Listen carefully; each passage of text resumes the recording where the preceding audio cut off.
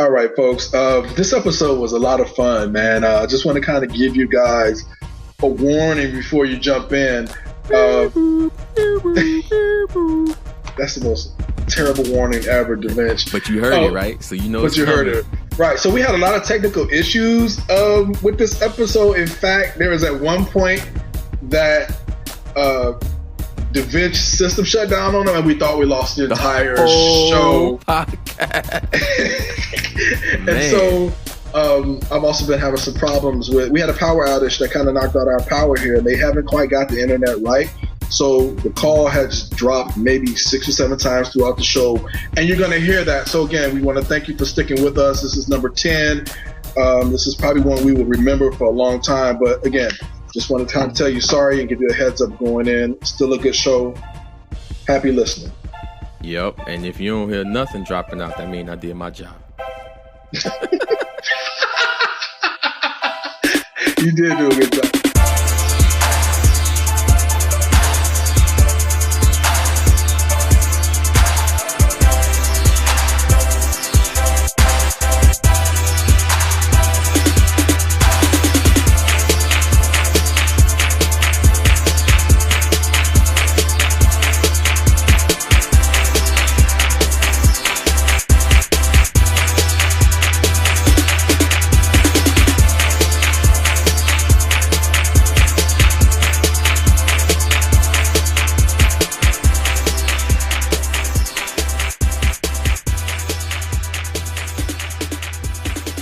All right, welcome back, Power Pellet Podcast, episode number 10. We're recording on July 10th. Does that mean something, 10 and 10? It does. It means 20. If you add them together, 10 plus 10 equal 20, and that's what it means. This is your co-host, Davench. I'm here with my brother, AkimboMerc. Say what up. It is I, the Merc, the M, the E, the E, the R to the C. Okay, let's just stop it right there. This is not a rapping podcast. Oh, wicked. Yeah, baby. Hey, so man, it's been about a good 10 days since we recorded. You know, you always put that time in there for the holiday. Yeah. July 4th barbecue. We all feeling fat. We done beat the itis, you know, done beat off them pigs and them hams and them turkeys and whatever it was I was eating. Y'all popping any fireworks? Nah, man. You know, the kids was gone for that day, for that weekend. Actually, I had 2 bottles of wine. Does popping bottles of wine count? You was popping some, huh? Because I popped 2, baby. No, it was real smooth, though. You know, me and the ladies sat in the front yard. We was able to see the fireworks from our front yard and just sit out there and act the fool, man. And so it lasted for a good 15 minutes. Okay, that's cool then, yeah. Yeah. You know, there was some fireworks, though, in GTA. They jumped in. You're not gonna hate on my GTA, sir. No, I'm not hating on GTA. Just the what was it called? What did they call it? It was the Independence Day package, and they allowed you to get fireworks. You could get a Merc truck and a Merc motorcycle. And a couple. Well, I'm sorry. What'd you say? Wake up. What happened? What? Just a bunch of stuff to catch up to Saints Row, sir. That's all it really was. Oh, okay. All right. Seriously, that's all it really was. It was a Saints Row DLC. They did add a couple of more houses to buy that people have been complaining about. So you checked it out and you liked it? Yeah, I bought a couple new houses, bought some new motorcycles. Got you in. Cha-ching, yeah. Cha-ching. Bought me a Bigfoot. Hold on. I ain't spending my own money on this. Now I'm spending the GTA bucks on this. So it was just the DLC was free? Look, we knock GTA a lot, but every DLC, and they've probably come out with about 5 or 6 of them now, has been free. They have not asked for 1 penny since dropping all this stuff, which has been great. Right. You know, you got a couple games that hit you for $20 every time there's a DLC, so you really can't be mad at them, man. Now, personally, I thought they were going to charge for some of this DLC, and I think they kind of got behind the 8-ball on this, man, because they got the truck, the boatload, the submarine, the stadium, cash full of money just everywhere. So it ain't hurting them none. Plus, they just want people to keep playing. So that's what that is. Right, and I think they want gamers too to make that switch over to the next generation of games too. So speaking of GTA, what is or has been in your system? 10 days gone, baby. That's plenty of time to play something else. I haven't. I was waiting for something. I was like, oh yeah, he gonna say something. What he gonna talk about? You know what I actually did? I had we had a big storm that came through, and we had two big storms. Two big storms, and it knocked a lot of the internet service out. They finally got us back up and running like 2 days later, and it's been in and out. So, just because your online ain't working, don't mean you can't play something. Yeah. Yes, it does. I'm a multiplayer gamer, man. We're gonna have to put you on a regimen or something. Listen. We're gonna talk about some games today that I think you got to have a multiplayer nowadays, man, or the replay value is gone. You know, we had talked about Watch Dogs during the week. Yeah, a lot of cats is talking about, hey, you know, I beat Watch Dogs and it's getting repetitive. There ain't really nothing to do online. You know what I'm saying? So I kind of posted the question on Twitter. Is it time to trade in Watch Dogs? So Watch Dogs just wasn't enough for some folks. Yeah, just kind of talking online. I had made a point of it. See, I don't have that experience the way I play games. I don't just dog a game out until it's, you know, dirty and bleeding and done and broken and beaten on the ground. I play a game, you know, maybe 2-3 hours at a time in a chunk, and I might play it for 2-3 days and then switch up, play something else, switch up, come back. You know, whatever mood or mode I'm in, that's what I do. So, like, you know, that's almost old school game in how you play, man. Because nowadays, it seems like you get a game, man, and you want to beat the story, see what the story is like, and then you want to make that transition onto the online portion. But you don't even get a chance to savor the game, though. Like, you just ram it so hard, it's dogged and done. It is, and I have dogged some games. When Infamous 2 came out, I had just finished beating Infamous 1. I was geeked about Infamous 2, and I got that game, bought it, and I beat it in less than a week. Oh my goodness! I mean, I beat it into the grind. I was coming home like grinding, like I'm gonna beat this, and I beat it. I was like, so that's so weird. I loved Infamous 1, and I just couldn't get into the second one. And I'm gonna tell you what happened. I got into it, and I wanted to see how the story was gonna end because it was nothing to me. The story was nothing compared to Infamous 1. Infamous 1 was a 10 as far as story. This was probably like a 6. It was so slow, and like you start off and you it wasn't good to me. I traded. I bought it too, and I was upset. I was like, man, what? Yeah. I was like, what happened? And I heard a lot of good things about the game, but it was just nothing that, you know. Well, it's a pretty game. Like, even right now, I bought it in the bargain bin for my son because he was such a fan of it. But it's a very pretty game. They got some pretty cool powers. You know, they introduced 2 new characters that you can use, and that's pretty cool. But who the heck wants to play in New Orleans? That was weird to me. The whole Bayou and all that. Yeah, that was silly, man. It was a bad decision. So, you know? I had been playing. I went back to the Infamous. Speaking of how I play games, I went over the weekend, holiday weekend. I was diving in on the Infamous Second Son PS4, and still to this day, the most gorgeous game out there.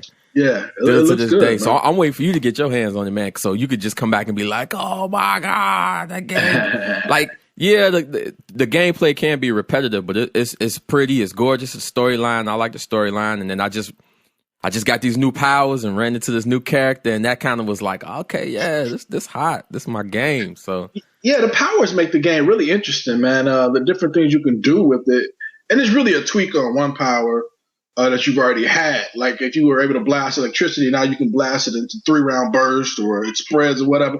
Something simple as that, but it just makes a difference. Yeah, you know? and the way that they do the story, it's a bunch of different people, and everybody got different powers. So far in the game, I've seen 3 different powers so far in the game. Okay, and two of them I have, and one of them, not to kind of tell the story, but one of them you going against, of course. So, you know, I think that's as far as being a superhero or playing as a superhero in the game, this has probably got to come the closest to it, right? It is. It felt that way too. It felt that way because with Infamous, of course, you got the choice to be the hero or you could be the bad guy. You know, I like being the bad guy, man. I want to save the day. I could be a villain all day long in real life. Really? I like being a good guy, man. You know, it just, I don't know. It they say that tells a lot about your personality too, about, you know, that ain't good because my 10-year-old, he won't be nothing but the villain, He's dog. like, you die. And he comes to me, Daddy, you should play the villain. I'm like, die, all of you.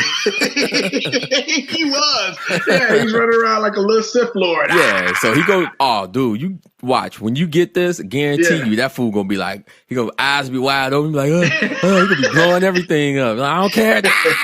What did I just say? Man. He got there beating up the little citizens. They be scared of him and everything. Yeah. He gonna like that, so. Yeah, but to take a step back, I didn't finish telling my story. Internet power went out. I wasn't able to get online in game. Some of the single players, it's hard to go back because I beat the story. Now, I did have to play a little bit of the GTA again because I lost my save. My save got corrupted. But on the single player? Yeah, I did it for about 10 minutes. Was bored of it. So I played Civilization 5. I went back to PC gaming, baby. That's your game too. You always love the Civs. You always love that create and. Oh, it's such an amazing game. You get to march across the world and destroy other civilizations. Yeah. You know, who doesn't love that? Did you ever play, real quick, and you'll stay long on it, you ever play ActRaiser? Remember ActRaiser on the Super Nintendo? Yeah, I do. It was kind of similar to Civilization. I got into that game real early. That game was pretty good, man. You know, and there was a lot of Civilization knockoffs, as I call them. Mm-hmm. But Civ to me has always done it right. And then when it needed to make some adjustments, because it was almost too tedious in its gameplay, it made the right adjustments, man. And so that's what I've been playing, man. That's what's in my system, per se. You know, one other thing I played was Outlast. I played like the first 30 minutes of it. All right, warning. I'm a curse because ain't no other way I could put it. We done lost our G rating, folks. Nah, but that game is scary as hell, man. It's creepy. The kids' ears. The ambiance, man, is just. Outlast. This is the one that I saw the IGN people playing. You walk around, you got the camcorder, and you could turn the nightlight on it. Oh my goodness, that game creepy, dude. Come on, man. Can you really be scared by a video game? It's not being scared. It's just the mood, the tone, right? So it's super quiet. You hear things creaking and cracking, and then you hear something in your house creaking, cracking. You're like, wait a minute, hold on. You turn your head around. You scaring yourself, dog.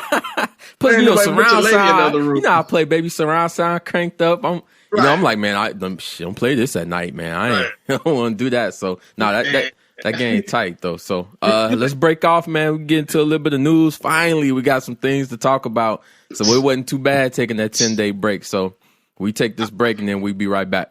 All right.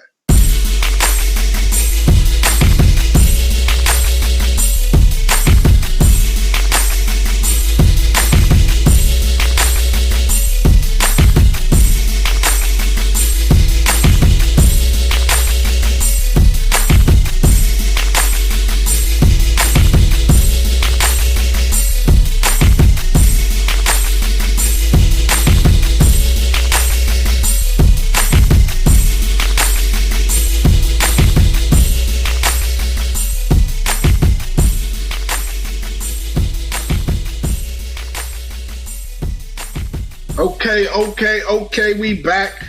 Ready for some new releases. We ain't got nobody to interview this week, so y'all just got to listen to us and deal with it.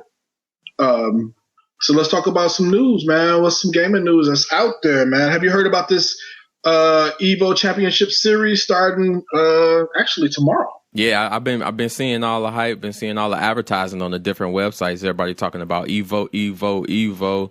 Right, for you guys who don't know what Evo is, it's the Evolution Championship Series. They call it Evo for short. Basically, it's the longest and largest running fighting game tournament in the world. You know, and so this is pretty much the mecca of fist fighters, right? Yeah, you know what? Now that I think about it, man, this could be a good reason to go to Vegas. There's plenty of reasons to go to Vegas. Yeah, I'm just saying. You don't need Evo to go to Vegas, baby. Well, we can talk about what else we can go to Vegas. Right. Text me. What games are they featuring? I see Street Fighter, Killer Instinct, Injustice. Oh, they got Super Smash Brothers. Yeah. Melee. Was Melee on GameCube? I don't know. They got Marvel versus Capcom, and of course Super Smash Brothers. Oh, and the classic baby Tekken. See, yeah. Now, but it's like, okay, like, are you in that much into fighting games that much where you can literally sit back and watch and just? And you know what? No, I can't sit back and watch it.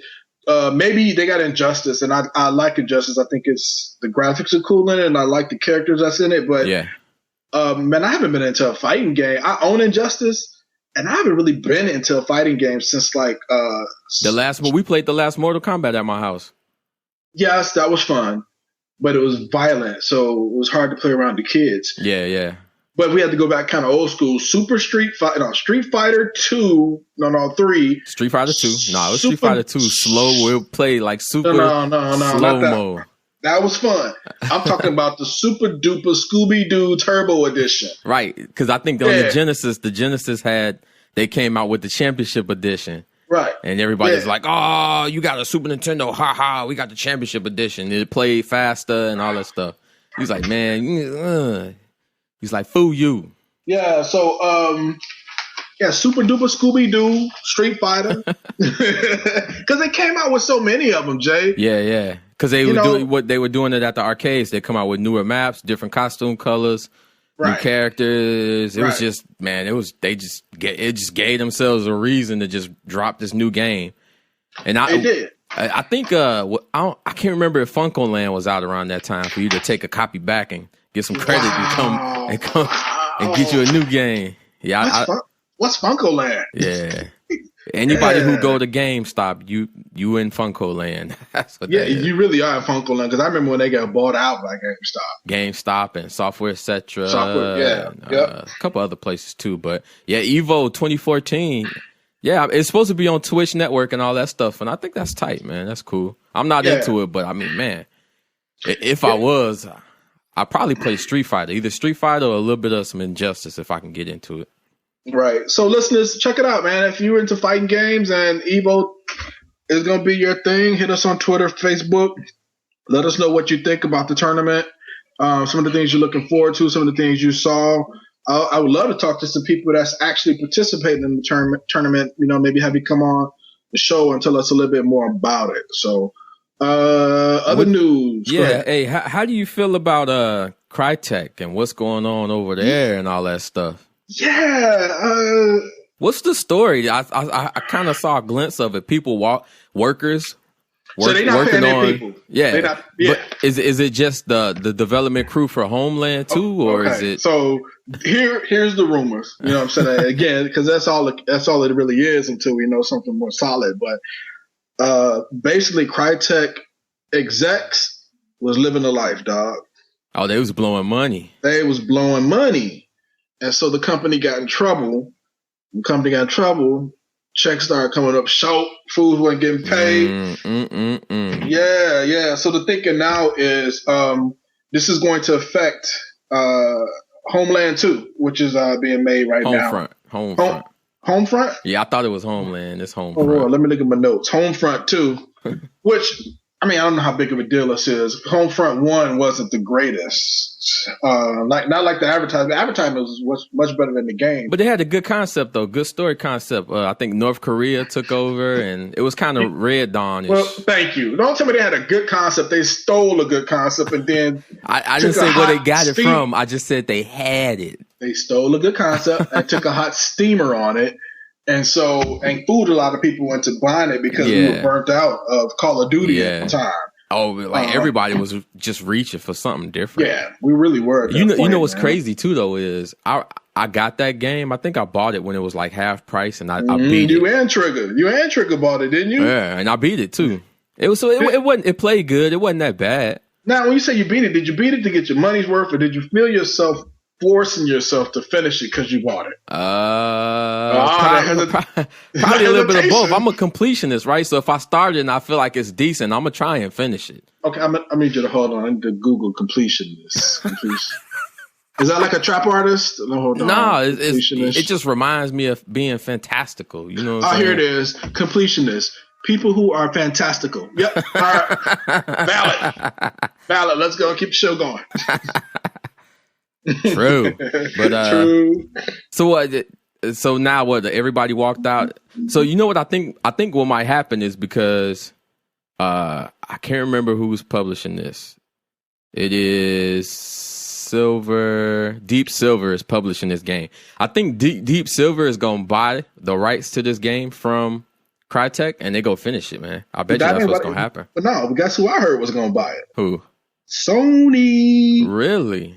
Yes.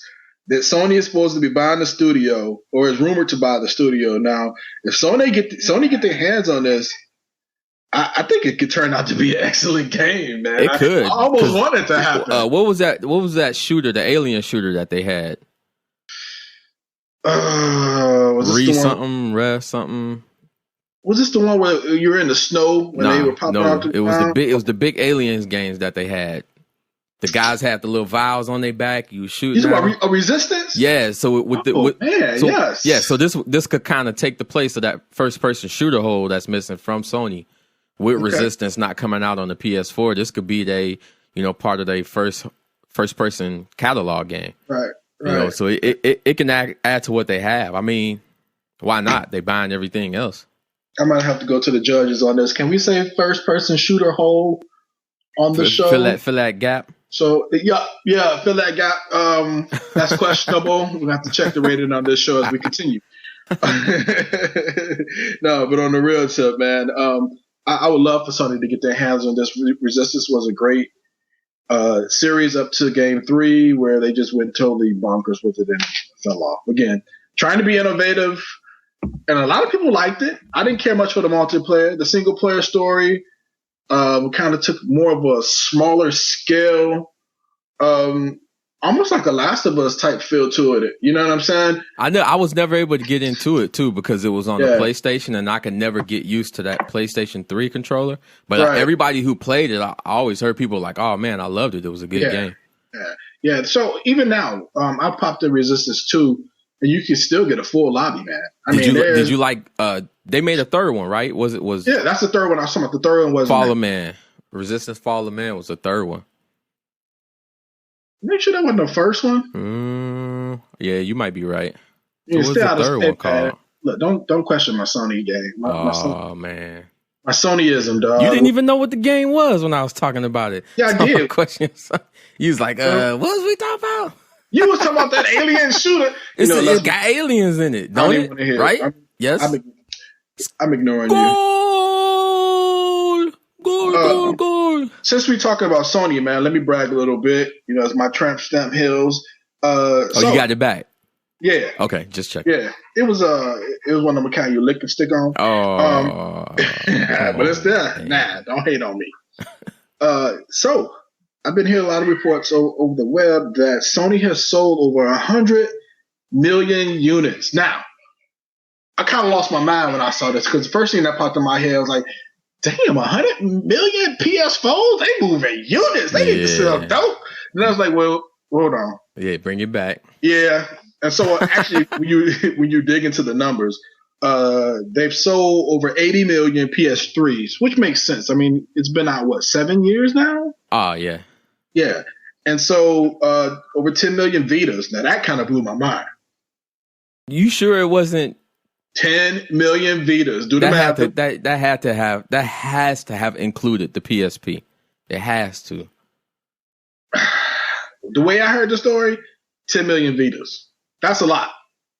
I didn't think they was in a handheld market like that heavy in the market, which kind of makes me understand why they're doing so much with the Vita. They got 10 million units out there, man. Yeah, I might have to research that one. Yeah, research that one. But the other one, of course, is the PS4, and they've sold 7 million. That's a lot. Of PS4s, yeah. That's got to be worldwide, too, though. We got to be talking worldwide numbers, right? Does that matter, though? Not really. Let's see. So as of January 27th, the Vita has sold 7.4 million units. Okay. So is that the Vita 2? Because that's just Vita. That's just Vita. Then the numbers I heard was over 10 million. So somebody lied. Either way, that's still a lot of consoles. The PS Vita was Sony's disappointing follow-up to the PSP, which launched in 2004 and went on to sell a whopping 80.7 million units worldwide. The PSP did? 0.7 million units. So yeah, maybe so the Vita probably did hit the. You know what? Too though, it had to have had that big push when the PS4 came out because you could play your PS4 games on the Vita when you on a good Wi-Fi network or if you at home. Right. Kudos. And what's the price in that right now? Like, is it 2 something or is it 1 something? 199, right? I think I saw one for $200. It depends on the model. They got different models. They got the 3G. Okay. I got that version, but I've never signed up for the 3G. I was good. Okay. I wouldn't even, you would only sign up for the 3G just to say you on the network and be able to communicate when you out and about. You can't game on the 3G network. No, you can't, man. And that would do nothing but frustrate me. I can remember trying to use my PSP, like when I'd be away on trips or somebody's house or at a hotel or something. Yeah. And just keeping the connection to me was just the worst thing in the world. Yeah. So I guess because I was trying to use it for the internet to read the Bible. The next story. This is a rated G show.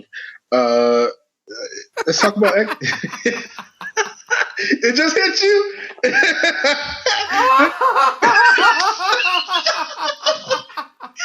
It just hit you, Jay.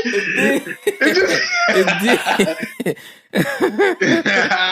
Yeah, 3G connection. They hit you with the 3G connection. All right, go. What we got next? Hey, I'm gonna let you talk about Xbox, man, or Microsoft, man, and their latest and greatest deal in trying to move this Xbox One that don't nobody want. It's pretty cool.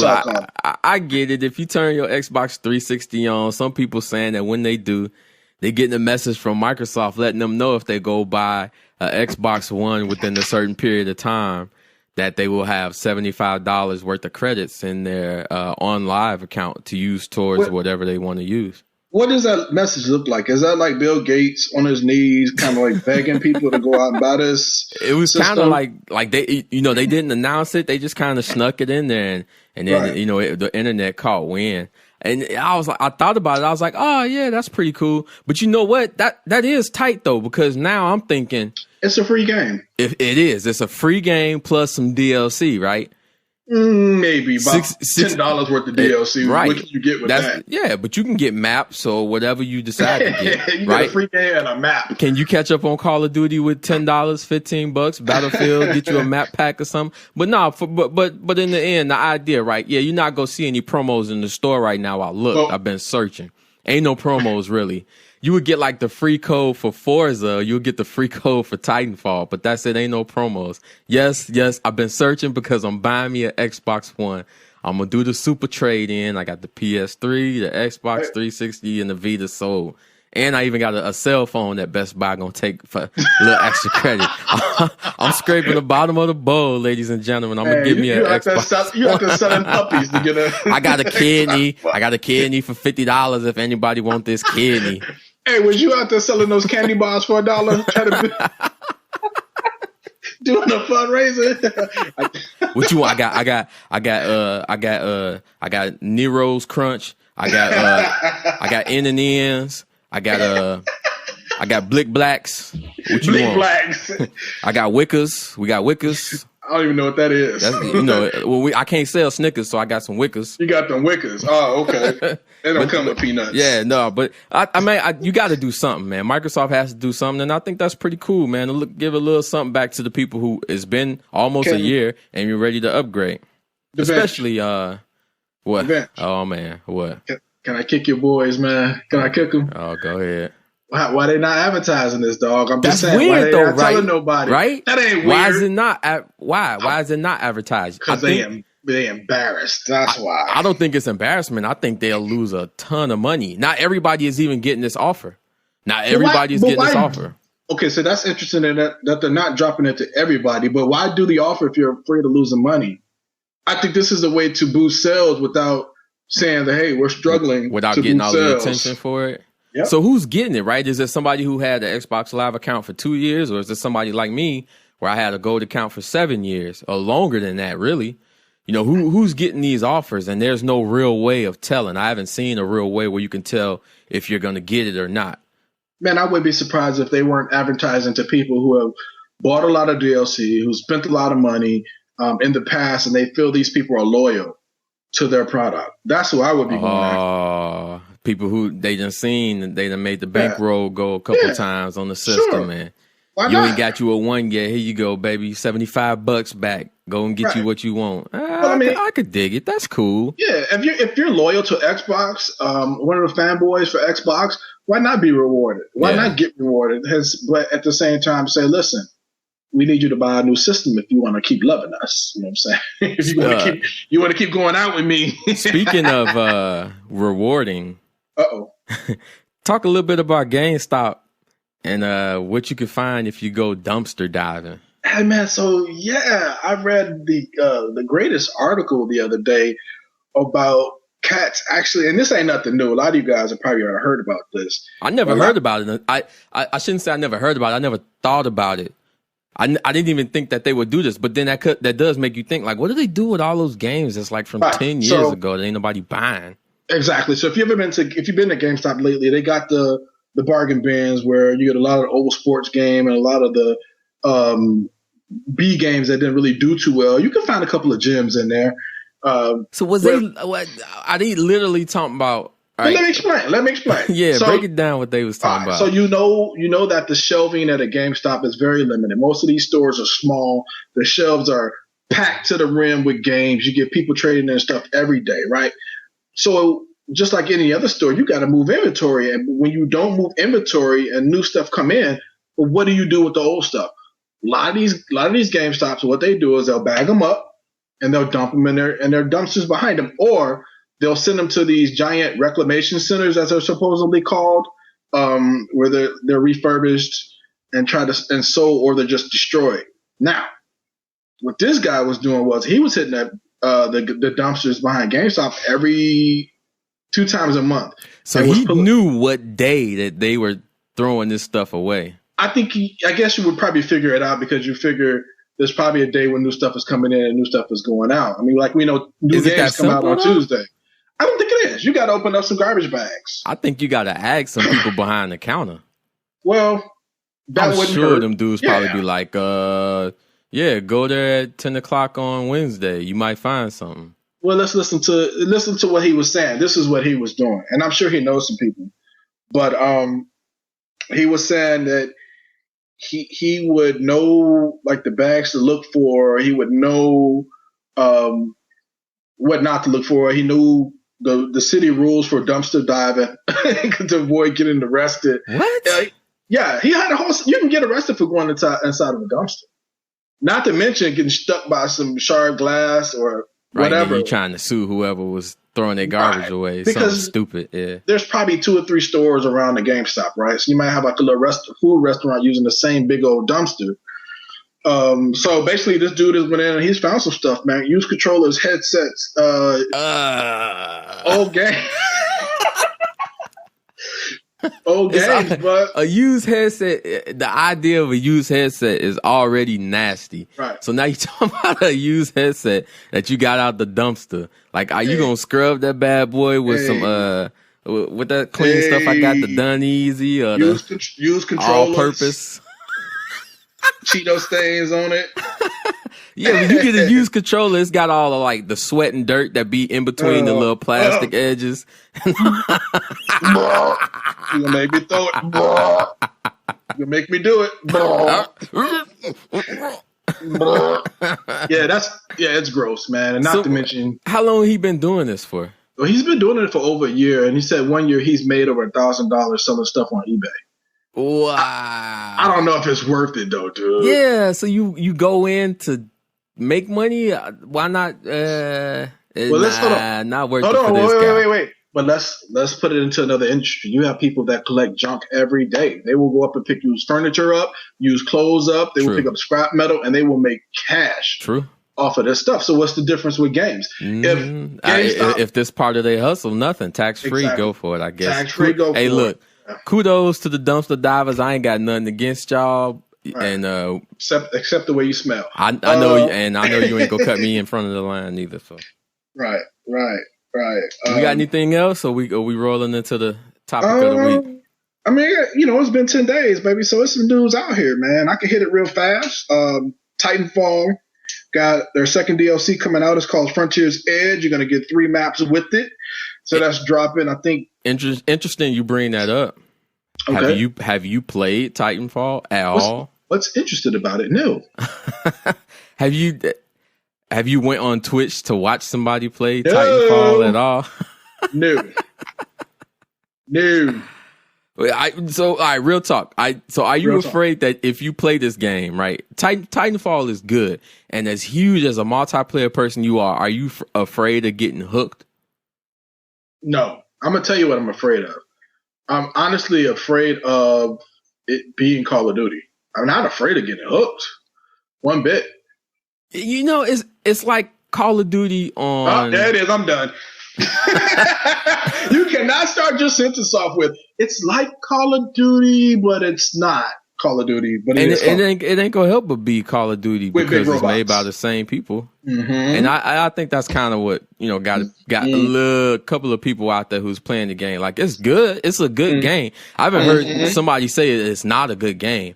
Right. It's a good game. It's just that. Like, how long can you continue to play that game? You still ain't selling me.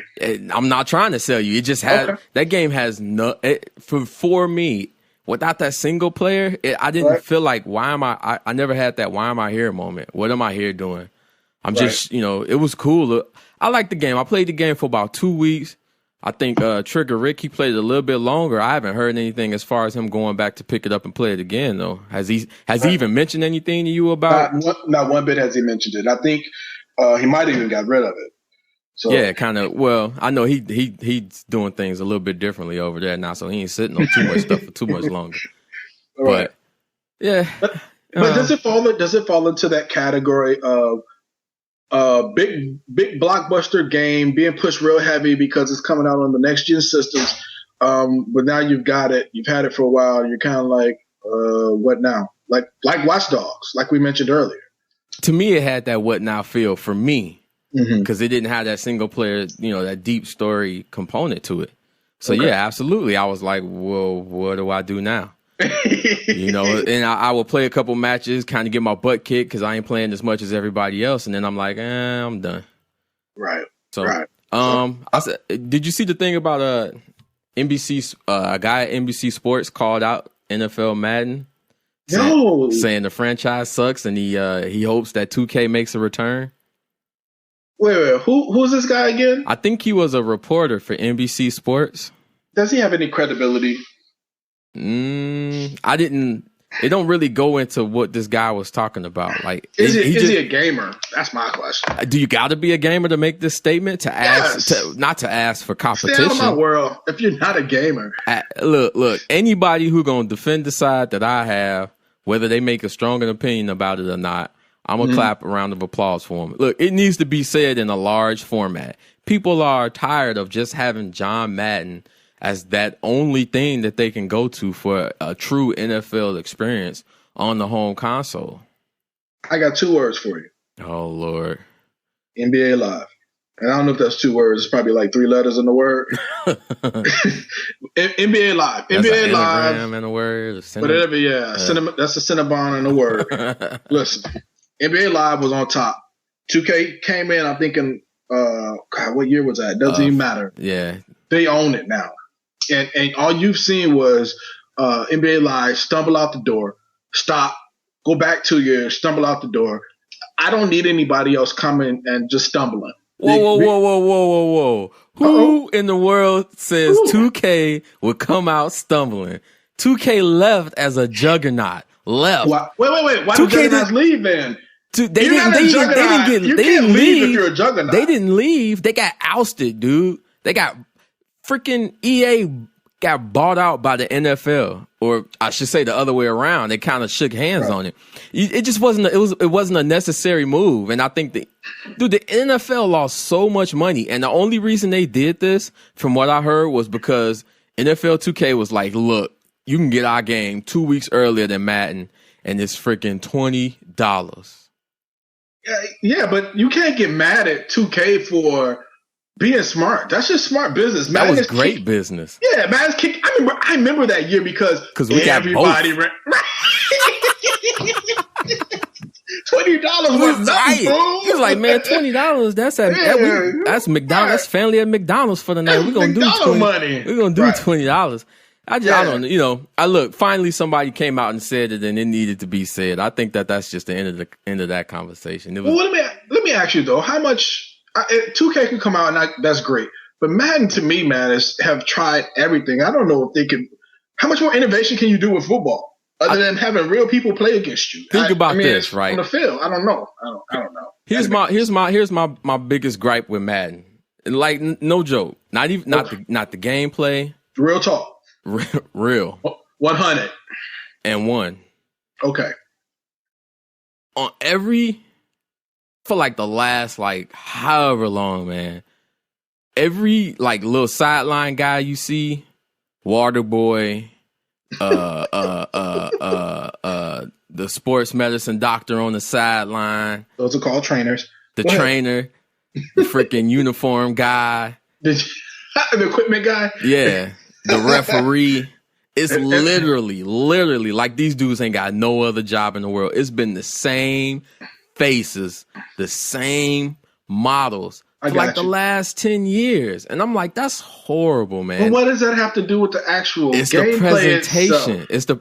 It's the reason that everybody, when they get a Madden, and they be like, okay, well, what's different from last year? Nothing. They could talk about, oh, we did this with the halftime show, or the announcers, they got a couple extra lines that they could say. It's like, okay, is Jim Nance gonna freaking pass out while I'm playing the game? Yes, I got Ed Hockley. The president ain't even as swole as he was because y'all ain't updated him. Now I'm gonna admit, right? Madden 2014 was hot. I played it. I liked it. Like on the PS4, I was like, this is nice.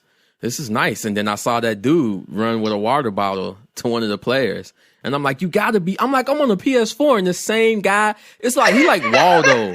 He like the Where's Waldo of Madden. Dude, I'm telling you, if you ever watch, when you play it, you'll be like, I know that guy. It's like the same dude. It's like a bad dream. It's like Groundhog. Job. It's the Groundhog Day of Madden. Like he keep popping up in your face, like popping, but it's just time. Bring back the competition. Okay. And NFL gonna make a ton more money. Yeah, competition breeds excellence, man. I think when Battlefield finally stepped up to the plate and challenged Call of Duty, you saw some stuff where, is that a bad analogy? Did Call of Duty really do anything different? No. But they have to now because they've been challenged. In Madden, in the latest one, when a player got hurt, did the ambulance come onto the field and run over the other players? It ain't been an ambulance coming out onto the field running over players since like Madden 96, 97. Remember the little ambulance used to come out and it'll run players over? But you was like, that's hot, that's real. Look at I put that fool out. Dog. I knocked that fool out. I broke your back. You know what I'm saying? Yeah. These fools can't afford a cart to come out on the field no more. You know when you get the cart, when they carry the dude who broke his ankle off the sideline. You like, really? Or the dude who got a concussion, they carried him off the sideline, then you might see a cart. You remember the Madden they came out with that you can get a mulligan? That was the dumbest BS in the world. I guess they were trying to oh my god, subserve. Is that a word? Look that one up. Subserve. We need Trigger Rick now. He'll let us know. Yeah, he'll let us know. Anyway, they were trying to do something with replay at the time without actually doing replay, and they gave you a mulligan. So that was just the silliest thing I've ever seen in a video game. Well, I did like when they took that out. I haven't seen it or it actually working where you could challenge a play. I haven't seen it where it really worked, but that's what it was. It had to do with play challenging, not with replay. You could challenge a play, so they gave you a mulligan, man. I just thought that was dumb. There's no mulligans in football, people. So, Jay, a couple of announcements before we take a break, man, and get into the topic of the week. I just want to tell people there's a game coming out called Battleborn. It is made by Gearbox. Gearbox is the people that made Borderland. Battleborn is a first-person shooter. It's a loot grabber, and it's made in the comic book art style. To me, this is a filler in between whatever Borderlands did previously and what they got coming out. And I'm going to break some hearts before we go to the break. There's no talk about a Borderlands 3 being made at the moment. Boom! Hit the brake, baby. Wait, I gotta respond. Hit the brake, baby. I gotta respond. Hit the brake, baby. Ain't no Borderlands 3 because they've been working on this game. It is talk of the Borderlands pre-sequel coming out for the new systems. Plus, this game, from what I'm hearing, it's a MOBA. I have to look up what a MOBA is. I don't even know what a MOBA is. Trigger Ricky said pre-sequel. That's what they calling it. That's what they calling it. It's fantastical. They calling it a pre-sequel. It is. But if you know Borderlands, you know that's their humor. They being silly. Yeah. That's their humor. But have you heard of a MOBA? No. MOBA. It's there's so many, like most of them are PC games that people play. Infinite Crisis, I think, is a game, and then just some of the other games in that play style. This is similar to just like how the world is created. It's just, instead of a top-down view, it's in a first-person perspective, and they don't want to call it that kind of game because they think it's going to scare people away, especially with it being on the console. Break. Go ahead, Jay. I lied, man. I lied to you. I said we was going to go to the topic of the week, but wait a minute. It's only our 10th episode, and we still in the beta. All right, a couple more announcements, man. Something cool is about to happen, but I need you to check the coolness on it. So they got a game coming out soon, and it's called Alien Isolation. And this is the Alien series that everybody is familiar with, Alien versus Predator, blah, blah, blah. But they're trying to take it back, man, to the original Alien movie story, and they got this DLC coming out where they're actually going to have the people from the movie reprising their parts. And I want to ask you, and I saw this, I thought, okay, you got some washed up actors making some money. I'm not mad about that. I like the realism they're going to bring to the game. But then I thought, is it too late? There have been so many Alien games that have come out and flopped. Is this too late, or is this a good way to kind of reboot this series? This is where you trust the journalist, right? You trust the journalists who've had this game in their hands and they're championing it. Okay. This is where you trust them, because everything I've heard about this game is that it's a redemption story. It's not the same people making the game, and the people creating this game, because they've set it in that alien atmosphere, the original story, and like you said, they bringing back all these characters, and it's almost being played out like a horror story, but in a game format. Right. This is their chance to let you know that you can make a good Alien game.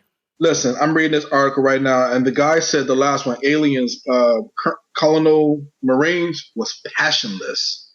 How do I buy a game where the previous iteration was passionless? You do your research and you find out that this is not made by the same people. The average gamer is not going to dig that deep. They're going to see Alien and run. No, they're going to run. No, when they're in their local GameStop and that guy says, "Do you want to pre-order Alien Isolation?" They're gonna be like, "The last Alien sucked," and then the guy's going the guy's gonna be like, "Look, it's not made by the same people. I heard this, I've heard that. Word of mouth is gonna piggyback this game, and it's gonna bring it home." Hey, even the last Alien quote unquote movie that came out kind of caught a lot of flack. God, what's the name of that movie? I dug it because I'm a pure AVP. No. The one, the origin story. Oh, Prometheus. Now, I'm a purist when it comes to sci-fi, and I enjoyed it. As a separate movie, I thought it was decent. Yes, as a separate movie, I thought it was decent. I think it was interesting to see how the aliens were created. Now, doesn't that kind of taint this game a little bit too? Isn't that all stank rolled into one? The stanky movie, the stanky games, it's just stanky. Just different worlds. I think it's totally separate. That movie doesn't leave a bad taste. You didn't go see Mortal Kombat 2 and you was like, "Oh, that movie was garbage. I never want to play Mortal Kombat again." You was like, "That movie was garbage. Let me go play what it's supposed to be like." That's pretty much what people did. Yeah, I got to get this out of my head. Yeah. So, did the Street Fighter movie stop you from playing Street Fighter? The Street Fighter movie was cool. Let's move forward. I'm looking at some of the screenshots of this game, and if they can live up to the pictures that I'm seeing, the game looks gorgeous, man. They've done a perfect job of recreating the environment. Looks good. And then everything I hear, they got a mode where you have to get from from point A to point B, and you got to outrun that alien. Right. See, that's hot. That's hot. Yeah, that's real hot. That's hot.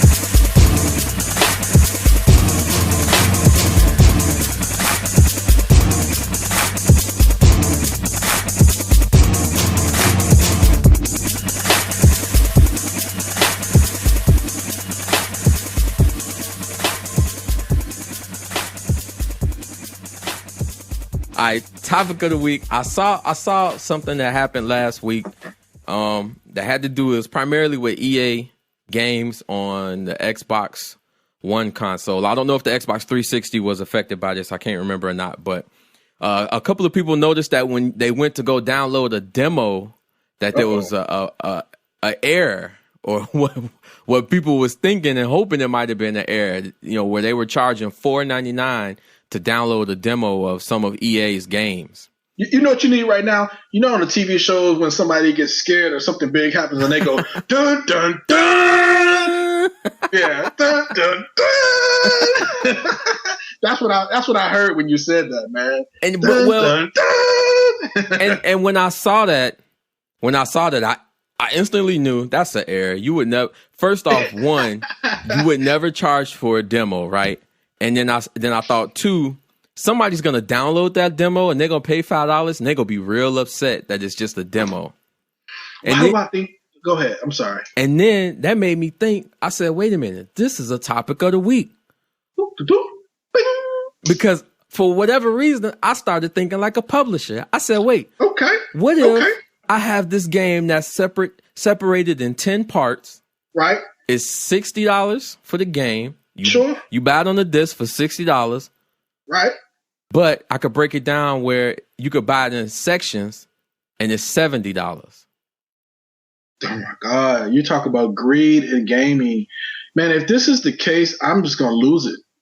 You have already started gouging us with these maps that should be in the original game, guns that should be in the original game, outfits that are constant digital stuff that's not costing you anything. You've already created it. It's already part of the game, and all you've done is pull it out so you can sell it later at a bloated price. Now you're charging for demos? Now look, no, we're not. I'm not talking about a demo.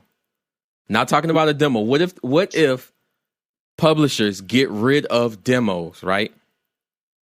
You get it, and every game's gonna be different. Every game's gonna be different. Give the conversation a chance. Every game's gonna be different. I'm gonna sit back on this one because I don't know where this is going. I'm gonna flesh this out, right? All right. When you play a demo, most demos they give you a chunk of the game. They may not want to put you in the very first level because hey, they don't want you to know how the story starts out. They really want you to get your hands on the game and this game play. You on the third level, the fourth out of the 15th level. You there, just play the game, pick it up, and then it's supposed to spark your interest, right? Right. So what if companies got rid of demos and they said, just like you would on iTunes, you got a whole season of a show. How much you pay for a season? If it's good, it's $40 for the whole season on Blu-ray, right? Or you can go and you can get this episode that somebody said was good, that episode that somebody said was good, this episode that you don't need to watch the other two episodes because they don't mess up the story. But when you get to this episode, it's got a part at the end that's going to blow your mind. Wow. I kind of get what you're saying.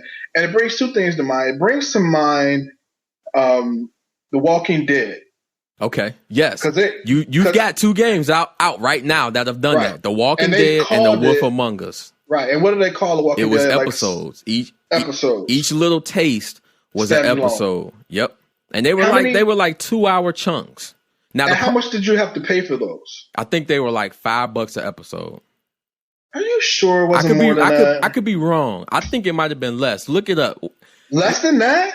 I think it might have been less than that. You got to look it up because when you buy the game on disc, I think it's got to be like $25 or something. But here's where they failed at that, in my opinion. They didn't set. The Walking Dead? Yes, they did. The Wolf Among Us kind of righted that ship, But when The Walking Dead came out and they were doing this, they didn't have a set schedule, right? Gotcha. They didn't tell you this month on this date, here's episode 1, then there's episode 2. They were still working on the game as they were releasing episodes. So that kind of threw the schedule off for The Walking Dead. And a lot of people, when they figured out that it wasn't a set schedule, they held out for the whole disc. Mm. So what I'm saying is, for somebody like me, that actually worked perfect for me. I got to experience the game in its full format, right? In its true format, in chunks, where I had the option to where if I didn't feel like the game was worth finishing, I didn't have to pay the rest of my money to finish that game. Wow. So just to say yes, it was $5 a chunk for The Walking Dead, but wow, that's a great statement. So yeah, I'm pondering this. So what if you get a game, right? Yeah. Right. Okay, yeah. so Max Payne, when you buy Max Payne 3 digitally through Xbox Live on the Xbox 360, I don't know what it's like for the other console. You bought chapter 1 through 6. I didn't know this, right? So I downloaded the game. And when I got to chapter 6, I said, "Oh my gosh, that game was amazing." It felt like the end of the game. And it stopped.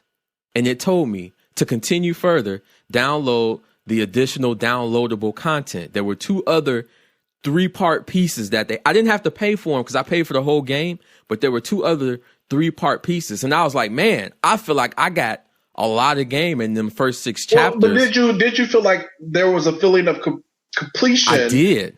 At the end of those 6 At the end of the first chapters. 6, because I thought that was the end of the game, and I was good. I spent 10 hours on that.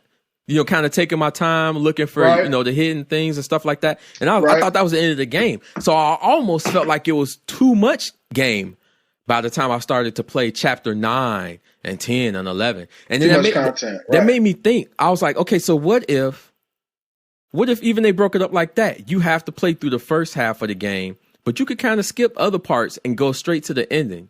You could just play the ending of the game. That's the only part about this idea that troubles me, is that you're bouncing around the game, and most of the time games are made linear, where there's a story from beginning to end, and key things that needs to happen in this story to a character or to the plot or whatever in order to get to the next section. Depending on the game. That's the only thing that I fear. I don't think you could do this for every game that's out there. Take a game like The Last of Us. You couldn't break that up. Absolutely not. And it's not for every game.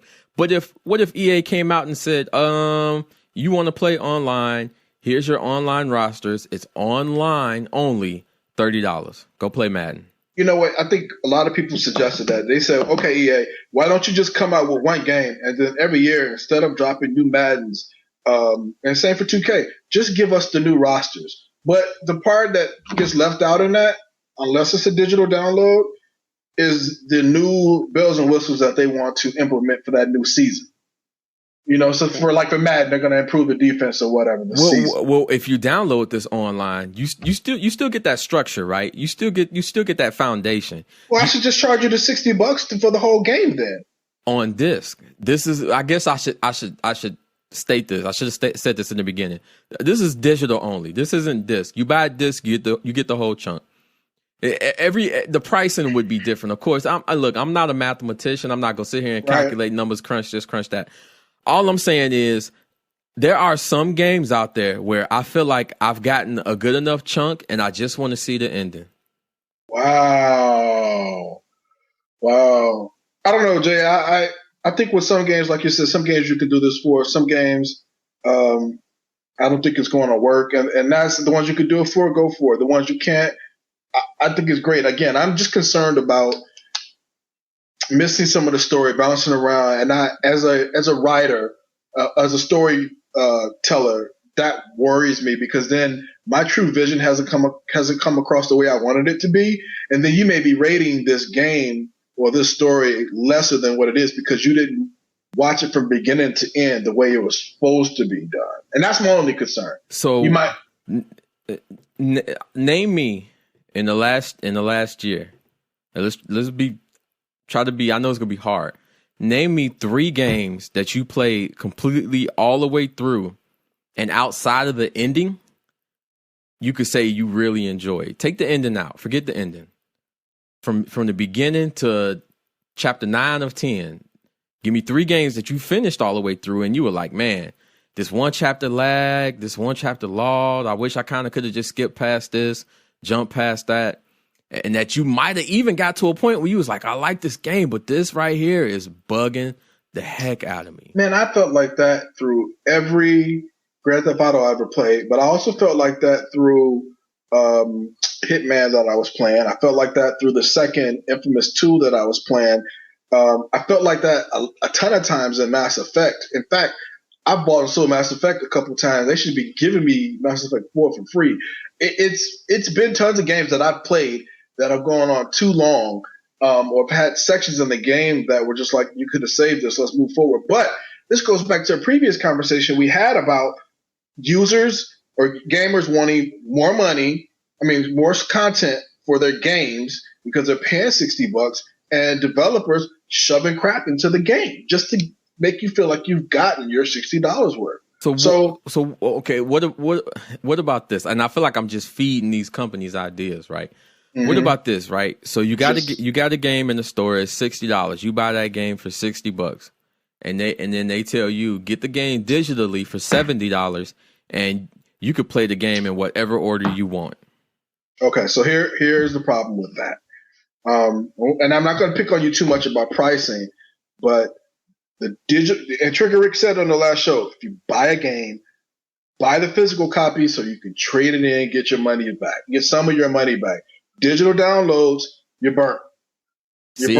But that's why I said you got that game where they've broken it down into chapters, episodes, chunks, whatever they want to call it, and you play at your leisure. And for me, when I first thought about this idea, it was more of a pacing, right? I didn't feel I bought this game for $60 and now I feel obligated to finish this game, as opposed to when I was playing Walking Dead. I didn't feel obligated to go back and hurry up and get chapter 4.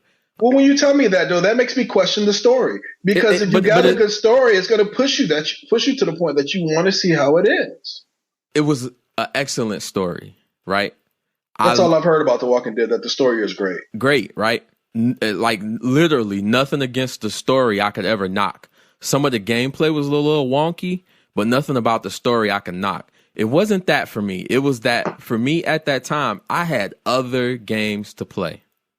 Right. I had other games to play. Right. How am I spending my precious time when I'm not working or spending time with the family? Yep. My game time is valuable to me. So now I could pace myself because I didn't spend a lot of money. I can pay for this game in this chunk, play that level, and not feel too bad. And then when I'm ready to jump back in, I can jump back in. I think you hit it on the head, man. It all depends on the game that's coming out. So, did you have anything else as far as the topic of the week? That was it, man. That just kind of made me think about it. Like I didn't mind playing something in chunks. Like if I could have bought Infamous in chunks, that would have been perfect for me. Perfect. But your topic of the week was about paying for demos, and I think that you used to have to pay for demos in the past. If I'm not mistaken, you could get a demo for like $5, couldn't you? No, what it was is you can get a magazine, and that magazine had a disc full of demos. Had a disc in it. Yeah, I remember that. Okay. And that, then in that sense, you were kind of paying for demos. And then they had, Xbox Live came out, and it was, download this, download that, play this, try that. And it just kind of, but I think EA did it by accident. I think they did it on purpose. He said by accident, but on purpose. I think they did it on purpose and said it was an accident.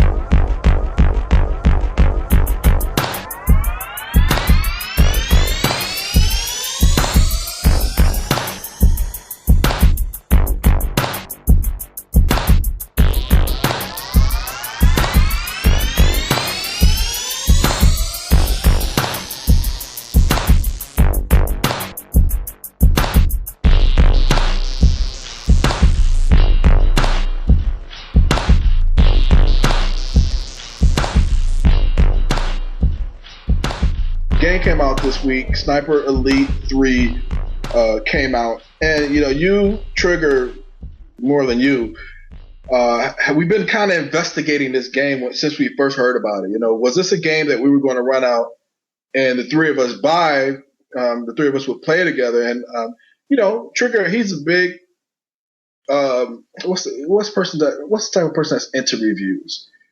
Anyway, he trusts the European reviews because he feels like they're more honest than American journalists or whatever. And I get it. But again, we have been checking out this game. We've heard a lot about it. It kind of plays like The Last of Us. And so I was concerned about the quality of it. So I watched a 30-minute single-player walkthrough of somebody playing this. And I just want to kind of go with some of my impressions of this game and then talk a little bit about the multiplayer and just kind of get your input from it, man. The game was gorgeous. I watched it on PlayStation 4. Okay. And the game was just gorgeous. I will give it that. Now. Gorgeous compared to what? Like gorgeous, the last year's edition, the Sniper 2, or gorgeous compared to...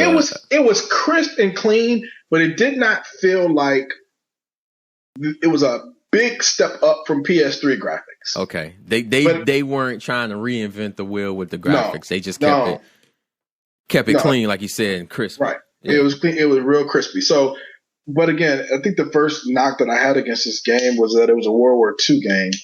Yawn.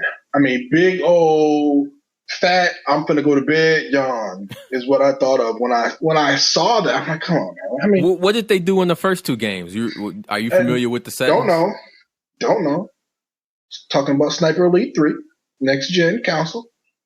And again, World War II, I understand you have a lot of material to play with. I just think that's kind of old and repetitive. And I would have loved to see something modern. You know what they could have did? Like what opportunity? In the cities and the skyscrapers. And they could have made it suburbia. They could have created a spy versus spy mode where you sniping in this huge city.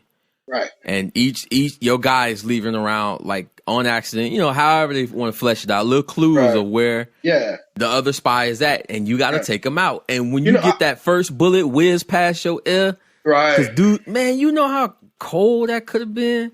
I read a book like that, man. I read a book called White Star where it's about a sniper hunting another sniper. And you got plenty of movies out there just like that. Yeah. See, they down now thinking about it. That probably was a reason why I didn't want to get it, because every landscape I saw was I'm some guy in some war and it's my job. But let me touch on that, because that's exactly what this is. So the game starts off, oh my God, where I want to beat this game up, so let me do it right. All right. This is my second knock on the game. I'm already mad that it's World War II. My next knock on the game is, you know how in the last Mortal Kombat, when you're doing a fatality and you're breaking somebody's leg, they show you the X-ray view of it or whatever. Yeah, dude. Yeah. So they got this in the game. When you do a headshot or shoot somebody in the lungs or shoot their leg, they give you the X-ray view of it. And the first thought that popped in my head was, this is just brutal and unnecessarily graphic for no reason. But I ain't gonna lie, that drew me to the game. It was cool. It drew me. It did. In a game like this where I don't want to shoot with a handgun, that encourages me to use my sniper rifle. I played the demo for Sniper Elite 2, and they had this in that game, and I was like, man, that's hot. So all I wanted to do was freaking get headshots so I could see the X-ray of the guy. Did you see the one X-ray though, where dude got shot in the groin and they showed the X-ray of his testicles? Now. Yeah, the dude getting shot in the nuts. That's kind of the thing going on now. Oh man, but that's fan service right there. Yeah, it was fan service. I just thought it was a knockoff of Mortal Kombat, and I thought it was kind of goofy. But let's talk about some of the other reasons that these type of games don't fail, but they kind of stumble. So immediately, you are an elite sniper. You aren't building up to become an elite sniper. Yeah. You're not training. You come out the box kicking ass, and I felt like if I'm already coming out the box, kicking butt, there's no reason for me to really grind through this game. There is no reward other than unlocking a weapon that I should already have as an elite sniper. So many missed opportunities. Oh my gosh. So that's another knock. Here's another knock on this game. The AI is dumber than the AI in Call of Duty. Do they just sit there and they wave at you? They do more than sit there. They run out from cover to get shot. Yeah. Not running from one cover to the other. Didn't Trigger Rick say he had to turn the difficulty up? He did. Did that make a difference in how they acted? Well, for the walkthrough that I've seen, I can't answer that question. The Trigger could probably tell us better. And you gamers, listeners out there, you tell me too. But again, even if you shouldn't have to turn up the difficulty on the game to have intelligent AI, I think you should almost have to turn it down, right? It should be yeah. I think that's everybody's feeling on it. Like, oh my god, like Infamous Second Son, I had to turn the difficulty down to to enjoy the game and feel more powerful. I didn't, I ain't got a lot of time. I don't want to spend a lot of time trying to fight these dudes with 80 shots just to take them down. So exactly. You know what also felt weird, man? The game was the game was silent. Like you had the standard music playing, you had the explosions and bullet shots playing, but it felt eerily quiet. And the only time that you got some dialogue was you got the inner thoughts of the actual guy you're playing as, and he was saying dumb stuff like, "Oh, bro stuff." Huh? Was he saying like bro stuff? No, heck no. It wasn't Duke Nukem. He was saying stuff like, "If I want to stop this person, I have to go here." He was kind of giving you directions throughout the game. Oh yeah, people hated that when they did that on the Batman. Like, this is how I solve this crime. Exactly. Yeah, that's exactly what they were doing. I thought, okay, this is just silly. Now, I did like some stuff about this game. I love stealth games. In fact, probably about 15 minutes in, I said, this is nothing but a Hitman kind of done right with good controllers, but you're a sniper. So it has some good stuff to it. As far as AI, I think people got to look at Uncharted's AI and see how they did it. I think they did it right. I think you also got to look at, we were just talking about, what's the game that Crytek made? What's Crisis. the other? Crisis. Their AI is very intelligent. Yeah. Tough too, man. And tough. Yeah. Like not hard where you get frustrated, but just just tough. And he's like, all right, I got to really push to get through. I didn't feel like I had to turn the difficulty down. I wanted to like really play and try to get past that part. Right. Yeah. And so they got focus time, which again is on every sniper game out there where you hold your breath and you can get a better shot. And I get it. That's part of sniping. If you're a pure sniper player, game player, this is for you.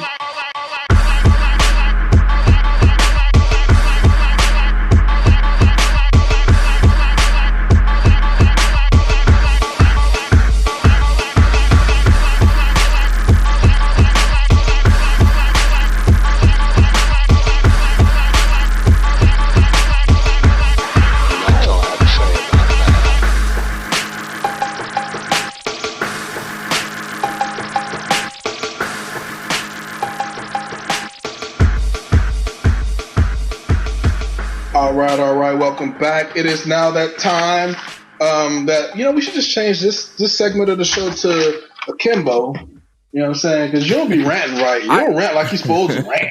I be having rants. They don't be like ranting, mama. I be ranting. they don't be pertaining to games. Sometimes it'd be like a lot of personal stuff I want to rant. And I'm sure people don't want to hear all my personal problems. No, we're not trying to take this to the Dr. Phil segment. You know what? I got a rant. I got a quick rant. I got one. Cool. So, all right, Sony came out with an update like 2-3 months ago where you could extend the battery life of your PS4 controller by dimming the light on it. Everybody kind of came to the conclusion that the light was the biggest reason. So I dimmed the light. Man, that ain't make no difference. It saved you like 5 minutes. It did. The controller it be gone. And I'm so used to how the PS3 had that supercharge on it, baby. You be good for a while. And on the PS4, if I don't remember to plug it in just to charge it. So now I think I gotta buy a dock, and that's my rant. I don't want to have to buy no dock. Yeah, they need to get their stuff right, man. Let me turn the light off. I think some of the PS3 controllers, some of them last longer than the others, and I think it had to do with the generation of whatever DualShock they were letting out, releasing at that time. But yeah, I could definitely see some differences in my controllers, man. And a lot of it has to do with the vibration feature being on and off. I didn't think about that. Yeah. Yeah, and what you're doing with it. But Jay, my rant is it's a rant, but it's almost like a plea to the gamers out there. Uh-oh. I got robbed today, Jay. Oh, nah. Yeah, man, I got stuck up, man. So pulled up to my little Walgreens, my little local Walgreens, and you know what I'm saying, roll my windows up, make sure wasn't nothing precious on my seat. And then I took that. So you secured your vehicle? Yeah, my vehicle was secure, baby. I put up my wallet and my phone. Well, nobody gonna get me like that, right? So your person was secure. My person was secure. Okay. You know what I'm saying? And so I got out my car and I made that 5-second walk to the red box. So if your vehicle is secure, right? Your person is secure, safe, right? How did you get robbed? I bought a game out of red box. I rented it. First time ever. I was going. Get out of here. This your first time. This was my first time. Listen, I'm driving home from work, right? I said, I got y'all. Trigger Rick, he ate me up last episode. He said, Merc, I don't hear no more about that GTA. You need to go out. You need to play something different. I said, all right, I got you. Got to the red box like machine. Somebody need to play sniper. Right. Yeah, I remember that. Somebody need to be. He actually did. So let me tell you my story, though. I got out, walked up to the red box. It was cool, man. They make it real simple. Press this button, press that button, punch a little email in. Because you used to do the movies a lot, right? No, never did movies for Red Who Box. is that then? Never, ever. That was you, wasn't it? Nah. Oh, okay, that was Tammy. That was our sister. Okay, that was her. Because I would drop some of her games off. Yeah. Her movies off. Yeah. So literally, this is your first time. This is my first experience. I am a Red Box virgin. Trademark that, baby. Red Box virgin. I'm excited. I'm actually going to use my credit card to do this. I love Red Box too. Look, I'm rolling, baby. I'm rolling good. I go through the games. I was like, oh, I'm going to get Transformers. Booyah! Wow. That's going to be great for the show. Transformers. Then it was like, well, Mr. Terry, since, you're buying a game, you can get a second one for free. Nice. Like, what? Nice. What? So I was going to get, what's the name of that game? Something to do with the dead. Town of the Dead. Oh, Dead Island. No, it wasn't a Dead Island game. It was like City of the Dead. It was something new that came out. I can't remember the name of it. Anyway, I picked that. So I'm like, go, give me my games, fool. I'm ready. This is your first time, so you can only get one game. But next time you can get two. Wait, so they offered you a free game so they and told you game, can't have it right now. And then came back and said, you just popping your red box for you a virgin. They Take it slow. Use too little. Come back when you get too bigger. Little, right? That's like a Great America ride. Yeah, they said you're not big enough for this ride. So no problem. I was coming there expecting to get one. I'm real gravy right now, right? Yeah. Because I was doing it for the show. I love my listeners. I'm doing it for the show and to spite Trigger Rick. And so I pull out my game, and standing behind me is this lady, and she's got her arm folded, and she's waiting, for her turn. Man, I pull out this game. I turn it over, open it up, and wasn't no game inside of it. I turned around to that lady and said, "Do you see this?" She's like, "Wow, you better call them right now." That's what I told you. Call them right now. Don't let them think it's you. So, man, I was just I had two feelings. I was mad that weren't no game in there. Then I was kind of like, you feel violated, don't you? Well, I didn't feel violated. I did. The way that this person stole this game was kind of, I don't want to say cool, because Steve stealing ain't cool. It was innovative. It was. So you showed me the picture. When it happened to me, what they did was they peeled the barcode off. Wait. Don't tell people how to steal. Dude, they gonna Google it. This already out there. I don't know they gonna Google it, but don't give away the secret. Anyhow, just know that there was a way that you can do it, and they were able to return the game without returning the game. Exactly, and I was really upset that you would do that, because all you've done is stuck it to another gamer, and that means you're not respecting the gamer community. You know what I'm saying? And you're dumb. I was like, you're dumb, because you had to use some type of identifying information attached to this game. Yep. And they're gonna find you. Yep. It's credit cards. So all they're gonna do is charge, and if they charge you old school like Blockbuster, they charging you like $90. I hope they do. So I get home, I call Redbox, I tell them exactly what's going on. Because first of all, I'm sure they had a camera and they know it was a black guy. So it's like, please don't accuse me. Don't accuse me. Hey, and Brittany answered the phone. She was real cool. She was like, yeah, we've had this happen before. What's going to happen is... So wait, you didn't return the game right away? No. I gave it back. I was like, I don't even want this. Y'all can have this back right now. No, I went to the crib because I was going to say, I want to take it out of rotation. So I was willing to mail it to them. Oh, okay. So they could see, you know. And so she walked me through their process of making sure that the game, when I do return the empty case, that it won't go back out into the public. She voided that barcode on that game. Exactly. Yeah. And what she did was she said, because I asked her, I said, well, what's going to happen to the person who did this? She said, well, we'll trace it back and then we'll charge that person. I said, well, okay. She didn't say how much. She didn't say full price. Say how much. Say what. Nope. She probably wasn't even supposed to tell me they were going to do that. But they hit me with some credit. Cool. You know what I'm saying? Yeah. It was like, just turn it in by 9 o'clock tomorrow. You good. Don't worry about that. We're going to hit you with this free game. She's like, you get a free game now anyway when you go on rent. So you got, so you're getting 2 free games. Did you ask her, say, hey, it wouldn't let me rent 2 games when I went my first time. I didn't even have to ask her. She told me. She said, you was too small, sir, to get on this ride. She literally told me this was your first time and that's why you couldn't do it before I could even say anything. So, lo and behold, again, it's more of a plea to gamers out there and just people in general, man. Quit being shady. So who's trying to have fun at night and you ruining it because you think you finna steal something. And it's probably some silly teenager who, you know what I'm saying, got an arrest record now. Got a card flag. You think it might be some silly teenager, but I can guarantee you whoever did this is in their 20s. Yeah, I put my money on that. They're still silly because you're going to get caught. So don't do it. I'm not going to tell you how they did it. Don't even Google it. It's $2. Goodness, it's $2. You cannot be that. And then when I think about it, look at the game that they risked the money on, right? Right.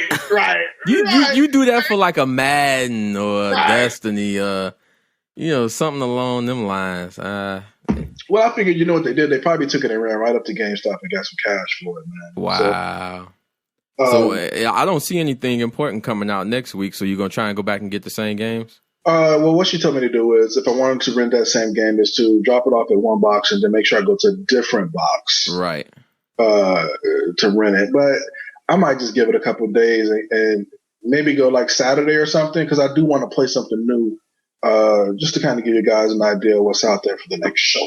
So that's my rent, baby. I encourage you to download the app. Okay. The app pretty cool. You can see exactly what's where and what copies they got. It, right? Yep. Yeah. You can reserve it. Only thing about reserving it is you pay for it right away and you got till 9 o'clock to pick it up that night. But it's pretty cool. Like if I'm at work, you talking about 8 o'clock. I'm 8 o'clock in the morning, baby, on the app. Boom, boom, boom, boom, boom. Let me get this game before anybody wake up thinking they go be first. Getting up to the box to get that game. I done already reserved it. And if I used to ask you that too, because you was like, man, I'm playing such and such. I'm like, dog, how you get that game? Well, I reserved it. Baby. How do you reserve it? Now, the only thing that suck about the app is you can rent Xbox One and PS4 games from Redbox, but they don't show them on the app. You have to go. You have to search on the website Redbox PS4, and it'll take you to the PS4 section on there. Now, I'm looking at the apps here. Do I want Redbox Instant or just Redbox? Redbox Instant is the streaming service they have. So you just want Redbox. I just want Redbox. So I'm installing that right now. I'm doing this for my listeners. You know what I'm saying? For your ears. So I can please your ears, baby.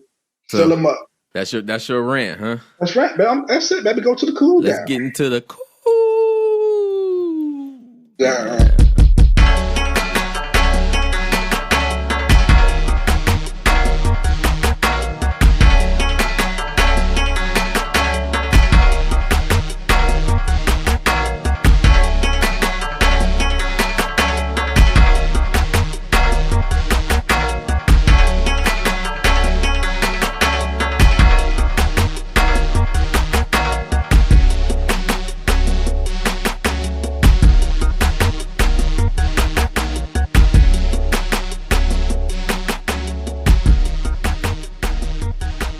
Man, this is real mellow, dude. This is just like, yeah. You know what? I guess my little part of the cool down could have been a little bit of a rant, but just want to talk. My rant in the cool down, sir. Not gonna rant. Saw Transformers 4: Age of Extinction. I saw it twice actually. I saw it once with my boy Fred Gritty. We went and saw it at the IMAX. Tell the people why you saw it twice, and tell them. Hold on. So if you listen to the last episode, listeners, you heard Trigger Rick, Davench, and AkimboMerc making plans to go and see the movie at the IMAX together. Oh, as brothers, you ain't got families. No room because somebody sure didn't make it out this way to go see the movie. I got He's kids. like, I just woke up. I got kids. 12 o'clock in the afternoon, I just woke up. I was gaming hard the night before, dog. But Up to 6 in the morning. That day. Up to 6 in the morning, like sticks on fire. I saw smoke coming out of them, baby. I'm like, I'm putting it in. Man, yeah. You know what? I actually messed up and I shouldn't have went. I went and saw I went to the 12:20 show to go see this 3-hour movie. And it went and saw it at the IMAX 3D, and I was so tired, dog. Like by 12:20, you mean 12:20 in the morning? AM. Right. And I know that. I was like 2 hours and 45 minutes. And at 2 hours and 44 minutes, I was like, oh my God, I'm ready to go. You know what troubled me about that movie, man, and what probably got you is that it took about 30 minutes to get started. It was shuffling its feet for a good 20 to 30 minutes before it really picked up, action really picked up in the movie. And after seeing it the second time and sitting on it, I thought about it. I was so hyped up from the first like 30, 45 minutes. It was everything like almost right before they went to China that got me. Right. I just kind of, and that's when I like started to sit back and realize like how long this movie really was. Yeah. And to me, that was the biggest worst part about the movie that stuck out. Yeah, it got a lot of plot holes and a lot of flaws and this, that, and the other. A lot of poor editing. Well, I don't even think it was the editing. I'm going to be honest with you, man. The editing plays a part. The editing kind of cleans up where the director fails. Oh, gosh. I felt like whoever edited this movie just chunked it. It was chunked it bits and pieces here. It felt like Jaws had bit it. Every Transformers movie has had 2 or more editors on it. And that can actually literally affect the movie. Like each editor has their own style, and they all like, I'm gonna edit this part of the movie, you edit that part of the movie. Oh, you can't do that, man. And he's always done that with those movies, and this one was edited by 3 people. It felt like 3 movies. It felt like it was edited by 3 movies, and it really showed. Let's just be real about it. And like we had discussed too after the movie, because we were real hyped. Like the movie is good. Go see it. It's a 4.5 out of 5. It's a summertime popcorn blockbuster flick. Yes, you would not be disappointed if you look past the little things that we talked about. It's a fun movie. If you love Transformers, it's a good movie. If you didn't you feel like everything about the Transformers finally felt a lot better than what it did before? Just the Transformers part of it, not the human part. Just the robots. The these were adult Transformers. Yeah. So I felt like they grew up, is what I felt like. Well, it's 7 years later, right? Right. And you've been around humans and been affected by humans. Yeah. So that's a key part of this movie. I guess we're kind of throwing some spoilers out there, but we're not. Spoiler alert. Well, you know what? Probably my other biggest gripe that a lot of people brought to my attention. I think because the movie was so long, I think they took out.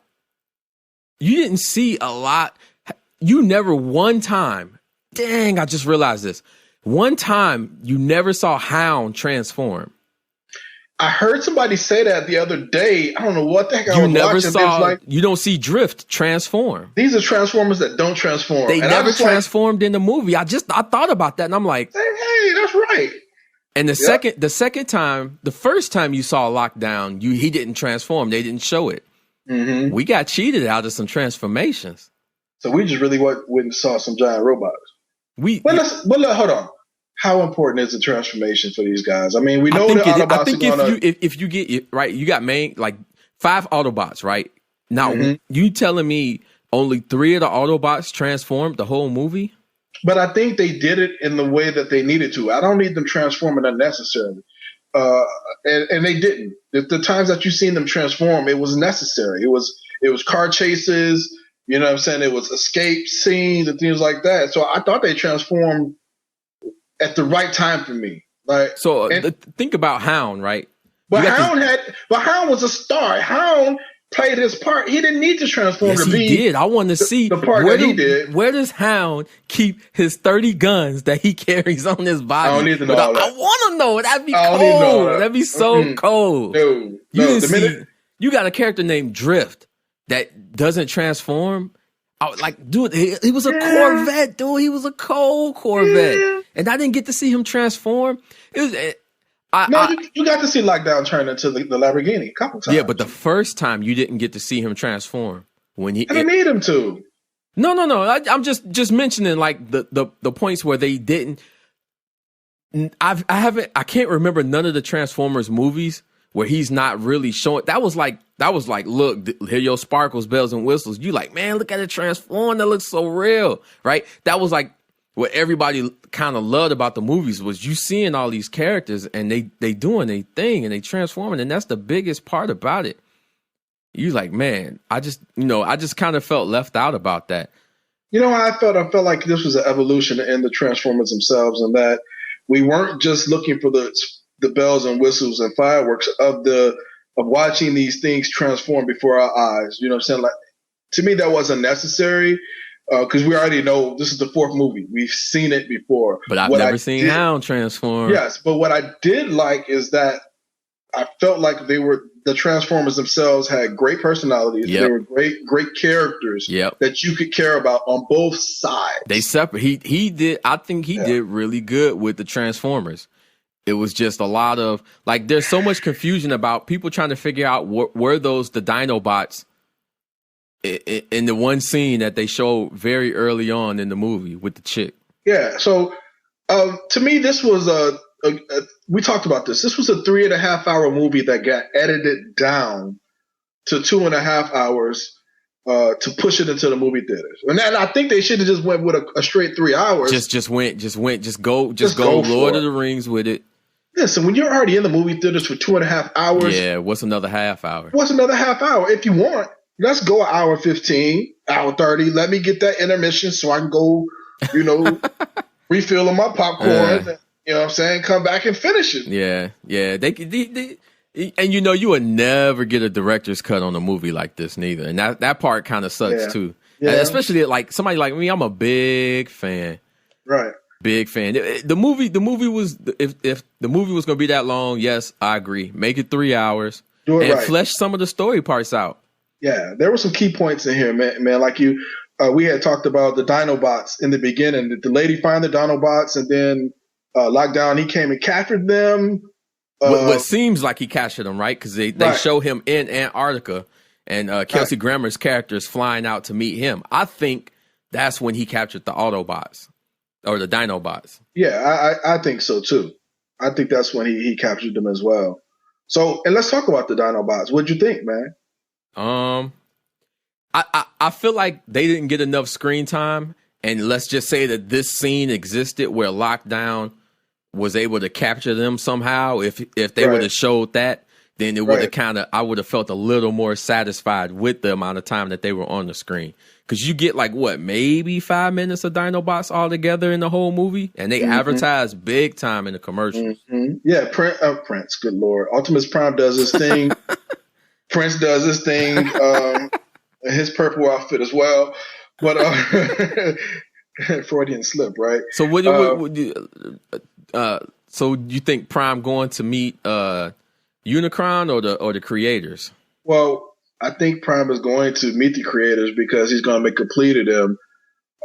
At the same time, I think that you have to take the next movie off Earth. Good Lord, get me off the planet. Yes.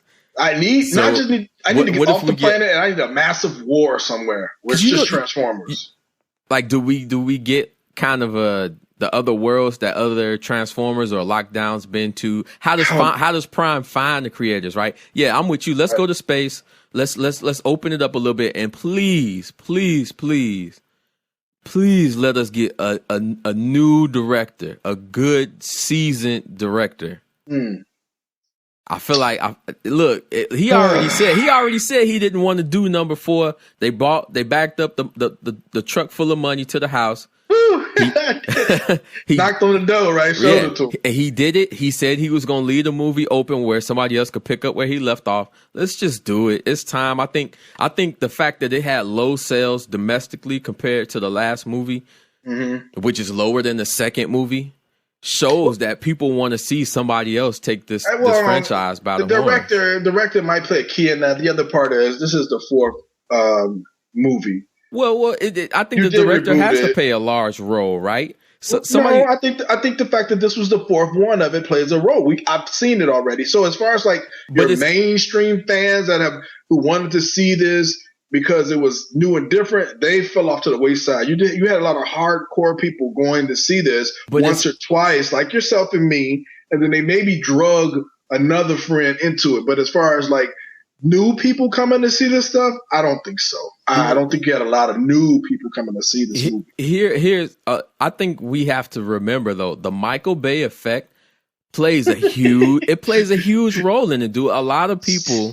Slay Bay. A lot of people got turned off by the fact that it was Michael Bay back for a fourth time. He does have a name. For the fourth time, I think that turned a lot of people off, man. You got a lot of people who was like, Michael Bay, fourth time, more explosions. No, thank you. Like, is it just a name too? We had a lot of slack from Michael Bay in the Turtles movie. What the slack from that? In the States, his name, man, it carries a lot of flame on it, man. His name is not so healthy in the States right now. I agree. And yeah, maybe they were playing to the international market a lot more, and that's cool. Go for it. You know what I'm saying? But I think out here, people kind of showed a little bit. They weren't spending money to go see this movie. Well, I think. So let's talk about some of the Transformers who were who had the foreign accents. And then the fact that you shot most of it in China or a big portion of it in China. You're playing to your international market. It killed in China. I just think that's smart. Yeah. That's just intelligent. And I didn't have a problem with that at all. I just think certain directors, he may not be a director that's willing to go back to a writer and say, yo, I need you to make this scene a lot better. I can't shoot it in the way that I feel like it needs to be shot. I don't feel like he, stood up to say, look, this might turn out just a little trash. I don't think so. In fact, I can see him actually saying, I'll take this and do it the way I want to do That's it. That's worse. Right? Isn't that worse though? Yeah, don't go past the writer. Which he did in the second one, when you had Skid and Mudflap saying what they were saying. A lot of that stuff was ad-lib, man. A lot of that stuff wasn't in the script. The writers said that themselves. They said they didn't write them. They didn't write them characters to be like that. Right. Yeah. And that hurt him. So, so that's Transformers. Go check it out. It's a good movie. Like I said, if I had a rating system, 4.5 out of 5. I own the first 3 on DVD. I'm going to buy, or Blu-ray. I'm going to buy this when it comes out. This is something that I want to share with my kids.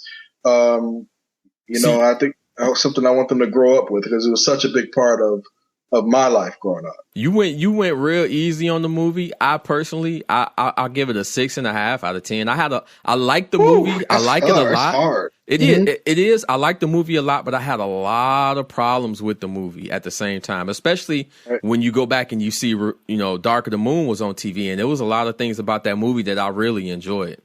But I think you can see it. You do catch a lot more things when you've seen it the second time. So you have to be careful in doing that. You can see the third time and catch some more problems with the movie. And then after a while, you just kind of. I saw Dark of the Moon. The rating goes down. Saw Dark of the Moon at the show 3 times at IMAX and loved it each time I saw it. And I didn't have this feeling going around the second time around with this movie. It wasn't bad. It wasn't horrible. It just I was like, I'm over Bay. Bay. I just think a lot of the editing too had problems. Yeah, there's a lot of problems with the movie. It was still it's a good Transformers movie. Let me stress that Transformers movie. It's a good Transformers movie. As a movie, not so much. Right. Hey, did you notice that I did not once touch on Marky Mark and the Funky Bunch? And there was a lot to touch on.